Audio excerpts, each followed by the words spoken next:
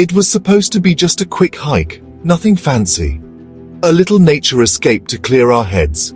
The kind of thing people do to unwind on a weekend. We didn't expect anything strange. But then again, we didn't know much about the old forest of whispering pines. Not really. We had all heard the stories, of course.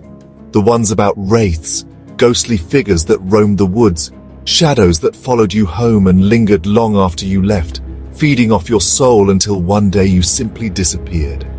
It sounded like the kind of tale a local would tell to scare kids. Or maybe an excuse for why no one ventured into the forest anymore. Nothing more than folklore, right? At least that's what I thought. The sun hung low in the sky as we entered the forest, the air thick with the smell of pine and earth. The trees stood like silent sentinels, their gnarled branches twisting upward, some of them so densely packed that the sunlight barely made it to the forest floor. The wind had stopped. It was as if nature itself had held its breath. The usual sounds of birds chirping and leaves rustling were absent, leaving only a heavy silence. It felt like the forest was holding on to some dark secret, one it didn't want us to know. I wasn't sure why, but as we walked deeper into the woods, I started to feel it, an overwhelming sense of being watched, like eyes, unseen and burning with intensity, were fixed on me, tracing every movement I made. I'd glance over my shoulder, half expecting to see someone standing behind me, but there was no one. Just the forest, silent and still. I tried to shake the feeling off. It's just my imagination, I told myself. There's nothing here but trees and dirt and whatever. But the feeling didn't go away, it only grew. We pushed forward, our flashlights cutting through the thickening darkness, casting long, unnatural shadows across the forest floor. The deeper we went, the denser the trees became. The trunks of the pines seemed to crowd in on us, their roots twisting and curling like claws in the earth. The air grew colder, thicker, and there was something off about the way the shadows shifted. The light from our torches flickered strangely, as if they were fighting against an unseen force. Then came the sound.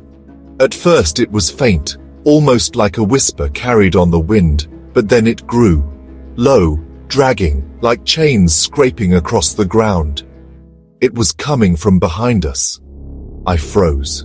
My heart hammered in my chest as I turned to look. "Who's messing around?" I called out, trying to keep my voice steady, but the words came out strained, like they didn't belong to me. My friends looked back at me, confusion written on their faces. "No one," Sarah replied, her voice tight. "Sarah, there's no one here." The group huddled together, looking around nervously. I wanted to laugh, to brush it off as just some animal or a tree branch dragging against something. But something in the air, something about the way the trees seemed to lean in closer, kept me from speaking. We're not alone. Night fell, and with it, the panic set in.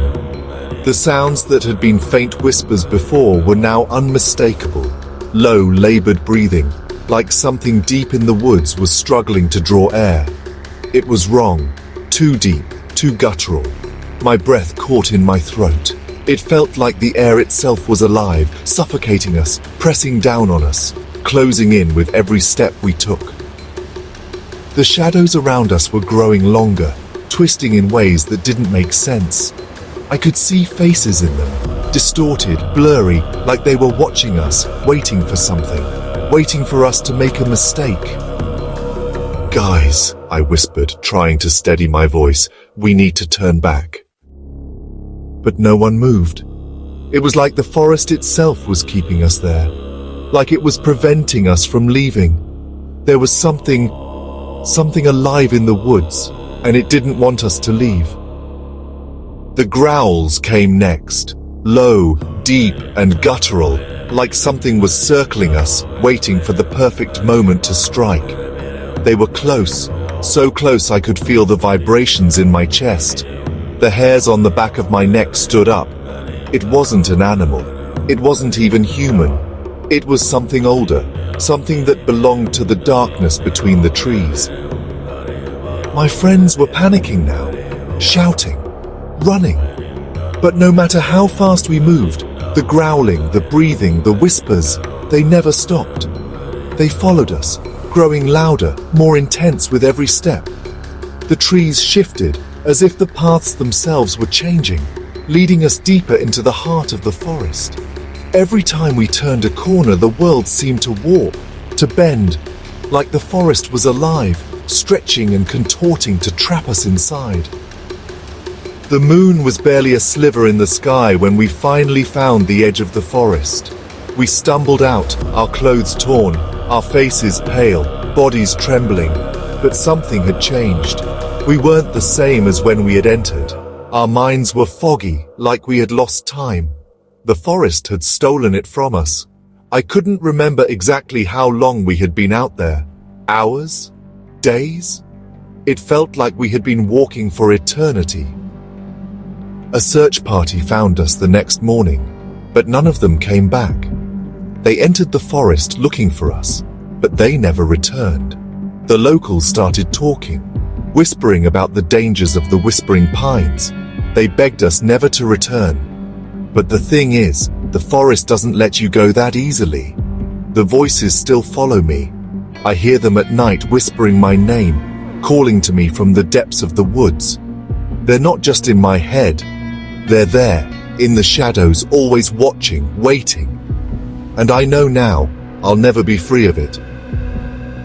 Have you ever been so lost, so trapped, that it felt like the land itself was keeping you there, pulling you deeper, watching your every move, knowing exactly when to strike?